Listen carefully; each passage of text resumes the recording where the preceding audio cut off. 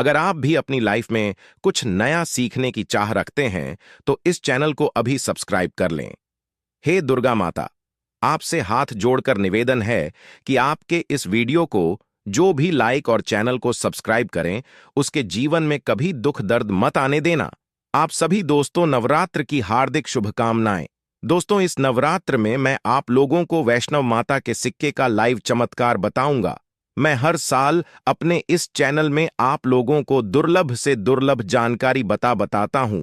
तो आज के जो हमारा वीडियो है, यह नवरात्रि के जो हमारे पावन पर्व चल रहे हैं, तो इस पावन पर्व में वैष्णव माता के सिक्के अगर आपके पास में है तो आप अभी इसके लाइव चमत्कार देख। अगर आपके पास में भी है वैष्णो मां जी के सिक्के, तो आप भी बहुत बड़े धनी हैं दोस्तों। हमारे हिंदू धर्म में प्राचीन काल से शुभ मुहूर्त में, शुभ त्योहारों में सोने चांदी तांबे के सिक्के की जो खरीदने की परंपरा है, यह प्राचीन काल से ही चली आ रही है। क्योंकि दोस्तों, सिक्के को हमारे हिंदू धर्म में लक्ष्मी कहा जाता है और लक्ष्मी सौभाग्य का प्रतीक है। वैष्णव मां के सिक्के का नवरात्र के किसी भी दिन यह उपाय करना है। चमत्कार देखकर दोस्तों आपकी आंखें फटी की फटी रह जाएंगी।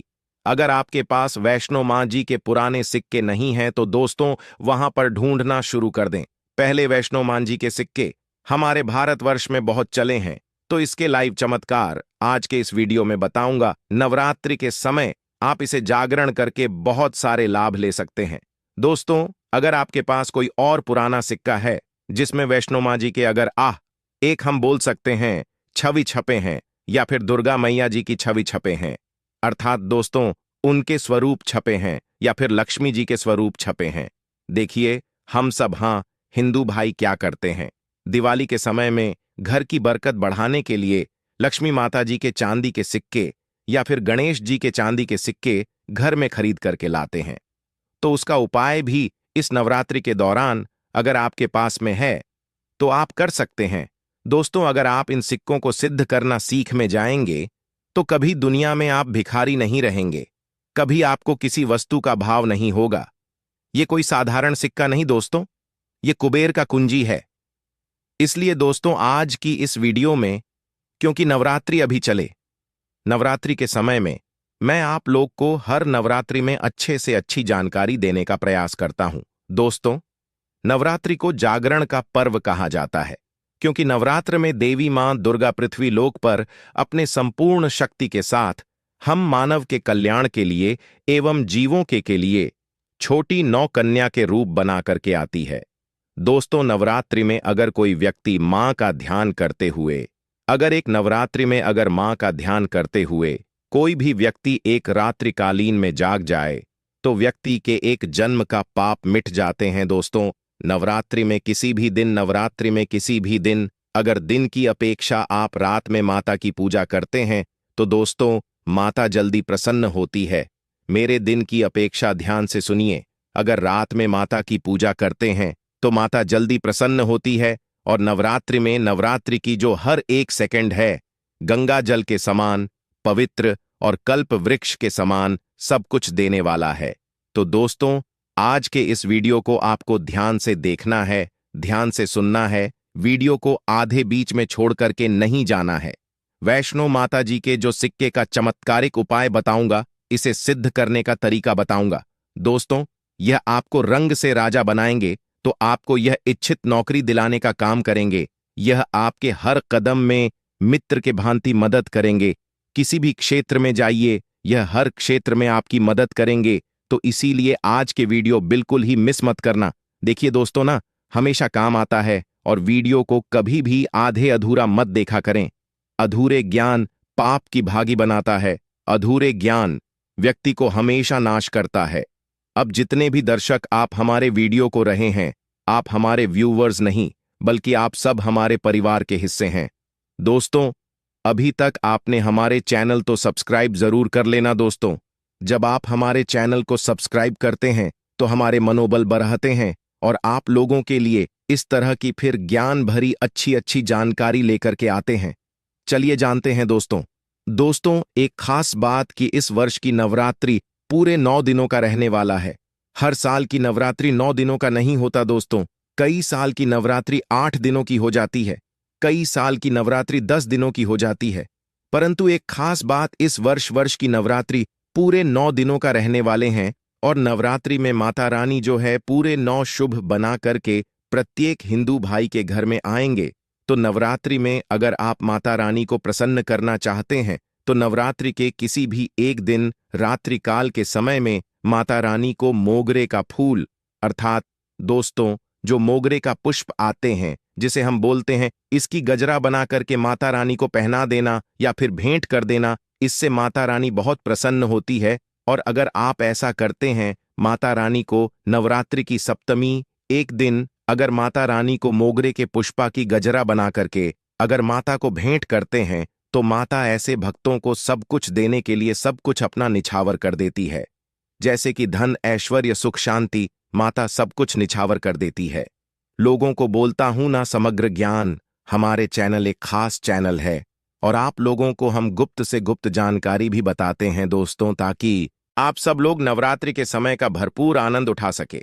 दोस्तों, नवरात्रि के समय बहुत सारे ऐसे भाई हमारे चैनल में जोड़े जिन्हें पूरे टाइम नहीं मिल पाते, वक्त नहीं मिल पाती, तो गजरा बनाकर के माता को चढ़ाई।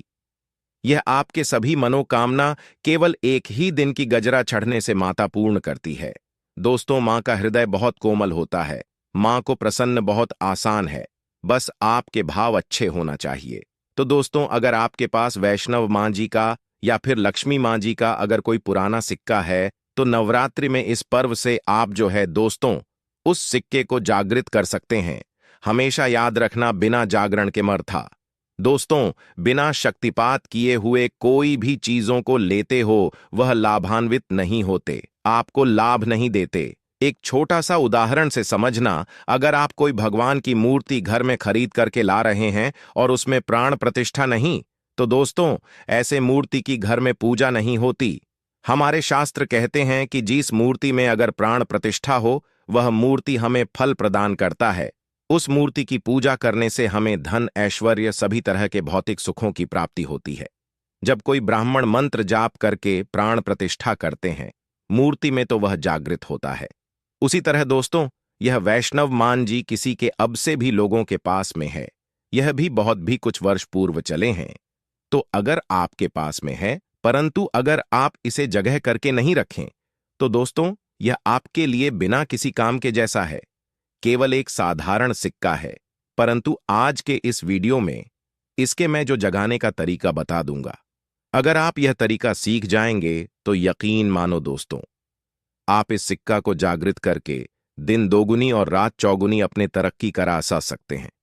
दोस्तों, यह सिक्का मंत्रों से जागृत नहीं होगा, यह सिक्का किसी भी तरह की क्रिया से जागृत नहीं होगा। केवल मैं एक ऐसा वृक्ष के बारे में बताऊंगा जिसके जद में रखने से जागृत हो जाएंगे। दूसरा दोस्तों, इस सिक्के को जागृत करने का तीनों तरीका बताऊंगा। जो तरीका आपको अच्छा लगे वह तरीका जरूर करना। परंतु दोस्तों, अगर आपके पास में वैष्णव मां जी का सिक्का नहीं है, परेशान मत होइए। अगर आपके पास में कोई पुराने सिक्के जिसमें हनुमान जी महाराज है या फिर भगवान गणेश जी महाराज है, गणेश जी नहीं है, कोई बात नहीं। अगर कोई भी देवी देवताओं के सिक्के अगर आपके पास में जिसमें देवी देवता अंकित हो, तो ऐसे सिक्के को जागृत करके आप कम ही समय में धनवान बन सकते हैं। यह सिक्का एक बार आप जागृत कर लेते हैं तो समझ जाना दोस्तों, कुबेर की कुंजी आपको मिल गई। यह कोई साधारण सिक्का नहीं है।